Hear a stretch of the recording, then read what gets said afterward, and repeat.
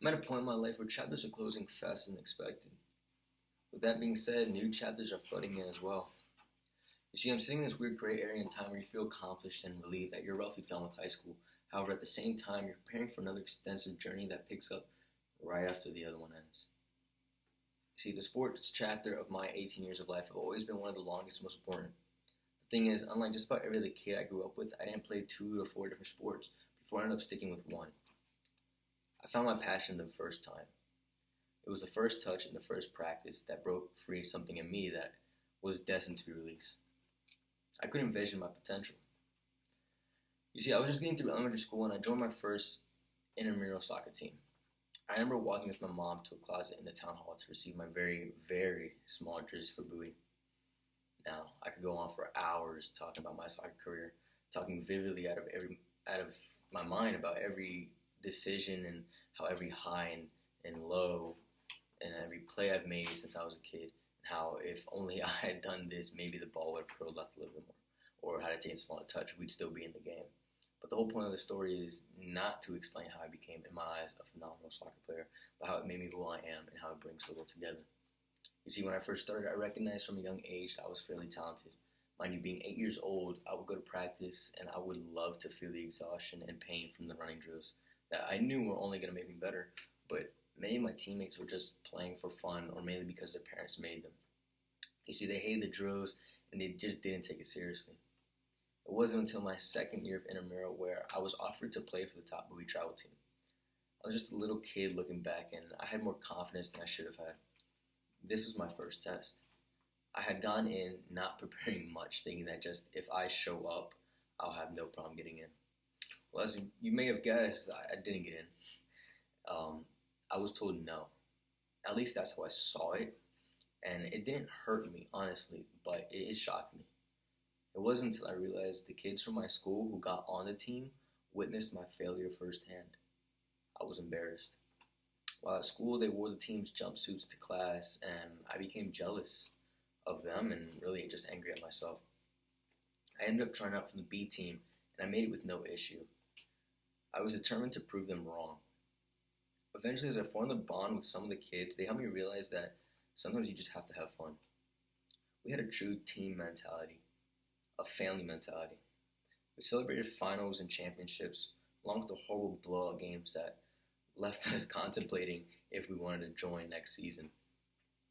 We were only in our preteen years, but felt like the sport held the rest of our lives in its hands.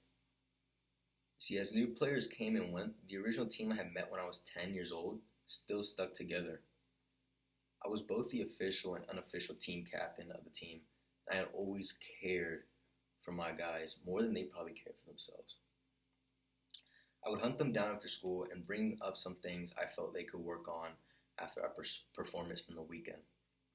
Whether it was shooting, running routes, or even your first touch, I made sure they knew I wanted them to see that I cared, and I wanted them to understand that I looked out for them. I only wanted them to be better than their current selves. Spending hours and hours after school, on the weekends, sometimes even when we should have been in school, at our home field in Allen Pond, just made us closer. The beauty behind that field was that it didn't matter if you were part of a team or even on a team. People from all ages, literally all, some 20-year-olds who came to smoke and blast music, to the 10-year-olds who always just tried to get into a scrimmage, were there. There was a community. We all were there because we loved the sport. We all knew each other, we all pushed each other, and we all looked out for one another. In a time where technology is peaking every day and the idea of playing outside seems to be diminishing, we always had the sport and a reason to bond. Unfortunately, we all left the team by our freshman years of high school. People like me moved schools and moved away. Some just had other things that took up their time, and we all just went missing. While many of us have changed, we are still bounded by the sport and the universal passion for success that we were taught at a young age. You see, this type of connection is what makes the importance of being an athlete so valuable, because no matter the point of view on politics or economics, there's always a connection that brings us together. To put aside all our differences, to enjoy the game, and respect the grind.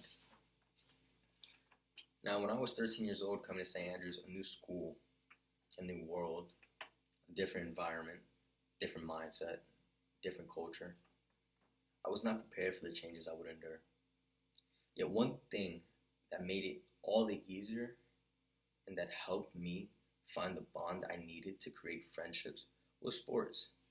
Well, for me, it was soccer, but you can imagine how much of a role sports plays in relationships. For me, it was a gateway, a way of passage into a culture so simple but complex emotionally.